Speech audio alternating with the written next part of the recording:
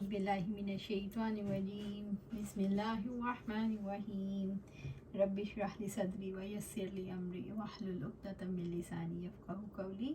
ہم دیکھ رہے تھے دعوت اللہ، اس میں ہم دیکھیں گے، میں یہ بات محض کچھ فکروں کی صورت میں آپ کے سامنے نہیں رکھنا چاہتی، بلکہ آپ اس کام کا ارادہ کریں، کیونکہ ارادہ زندگی میں بہت اہمیت کا حامل ہے۔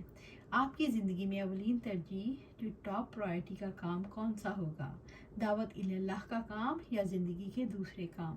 جو لوگ دعوت اللہ کا کام کرتے ہیں انہیں بھی اللہ تعالیٰ موقع دیتا ہے، وہ بھی اپنی زندگی کے سارے کام کرتے ہیں، کیونکہ اللہ پاک نے دنیا سے کٹ کر رہنا نہیں سکھایا، بلکہ دنیا میں رہ کر رب کا ہو کر رہنا سکھایا ہے۔ جدید دور میں اللہ تعالیٰ کا پیغام پہنچانے کے لیے کتنے زیادہ ذرائع ہیں۔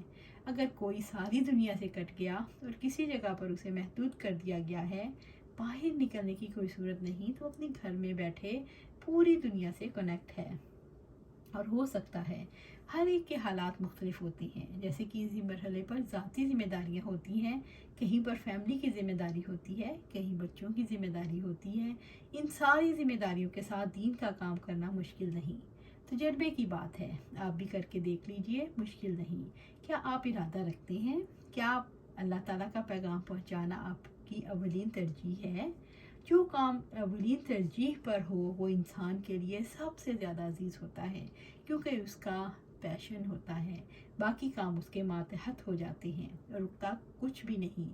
زندگی کا وقت، زندگی میں ملنے والی صلاحیتیں اور اس کے علاوہ زندگی میں جو کچھ ملا وہ رب کی خاطر لگ جائے تو اس سے بڑی کامیابی کیا ہے؟ یقیناً اللہ تعالیٰ کی رضا، اس کی جنت اور جنت الفردوس انہی لوگوں کے لیے ہے جو اللہ تعالیٰ کو اپنی زندگی میں سب سے بڑا مقام دیتے ہیں۔ اور دعوت اللہ کرنے والے عملی طور پر یہ ثابت کرتے ہیں کہ ان کے لیے رب کی ذات سب سے بڑی ہے۔ یہی وہ اللہ اکبر ہے جس کو آپ مساجد میں اذان کی صورت میں سنتے ہیں، جس کو آپ نماز کا آغاز کرتے ہوئے اور نماز کے ہر عمل سے پہلے اور ہم ہر عمل کے اختتام پر کہتے ہیں اللہ اکبر، اللہ سب سے بڑا ہے۔ لہٰذا اللہ تعالیٰ کو اولین ترجیح دیں، اللہ تعالیٰ کے کام کو اولین ترجیح ٹاپ پرائرٹی پر ہونا چاہیے۔ میں ان لوگوں کو مبارکباد دینا چاہتی ہوں جنہوں نے اپنی زندگی میں یہ فیصلہ کر لیا ہے، کیونکہ پہلے فیصلہ مشکل ہوتا ہے، لیکن اس کو تر و تازہ رکھنا اور مسلسل تر و تازہ رکھنا اس سے بھی زیادہ مشکل ہے۔ جیسے بیج بو دینا اتنا مشکل نہیں ہوتا جتنا بونے کے بعد اس کی فصل کو سنبھالنا مشکل ہوتا ہے۔ تو بونا بھی اہم کام ہے اور بونے کے بعد فصل سنبھالنا بھی اہم کام ہے۔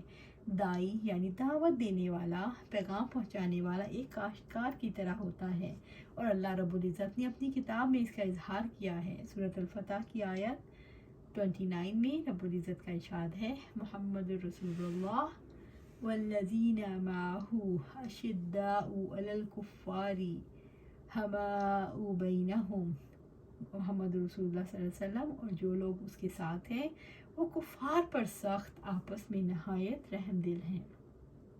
مومنوں کی مثال ہے کہ وہ آپس میں شفیق اور رحیم ہیں۔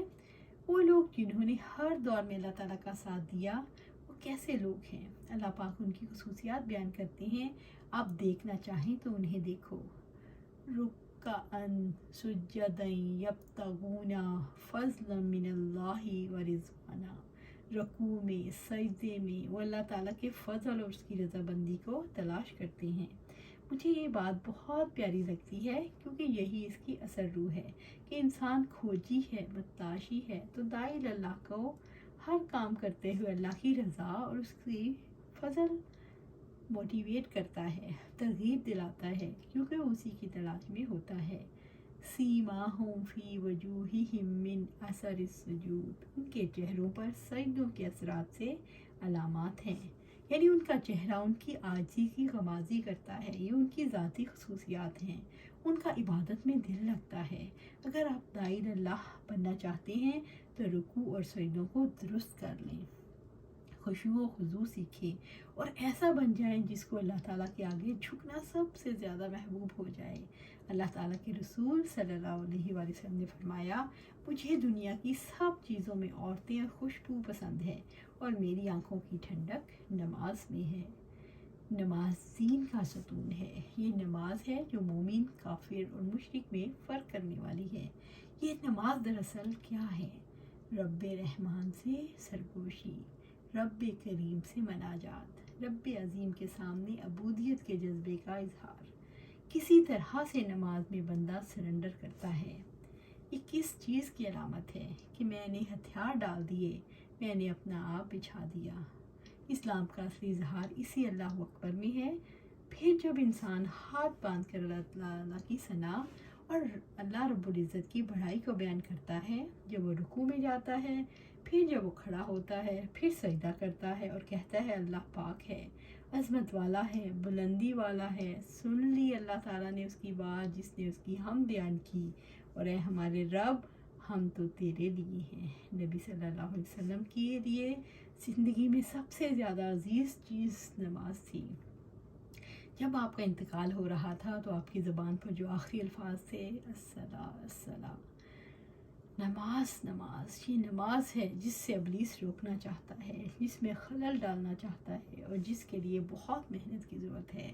تو آج سے ہم بھی ایک کام کا ارادہ کر لیں اور یہ کام مستقل جاری رہے گا۔ آپ اپنی نمازوں کی حفاظت کرنی ہے، اور خاص طور پر نماز وسطیٰ یعنی عصر کی نماز کی۔ تو یہ پہلا کام ہے داعی اللہ کا، تراہم رکعا سجدا۔ آپ انہیں اس حال میں دیکھو گے کہ وہ رکوع کرنے والے، سجدہ کرنے والے ہیں۔ آج بات ہم یہی ختم کرتے ہیں، اور ہم نے اپنی نمازوں کو صحیح کرنا ہے، اس میں خشوع و خضوع لانا ہے، اسپیشلی نماز وسطیٰ کو، عصر کی نماز کو۔ اللہ سبحانہ تعالیٰ ہمیں ہدایت دے اور قرآن و سنت پر چلنے کی توفیق عطا فرمائے اور اس پر استقامت عطا فرمائے۔ آمین یا رب العالمین۔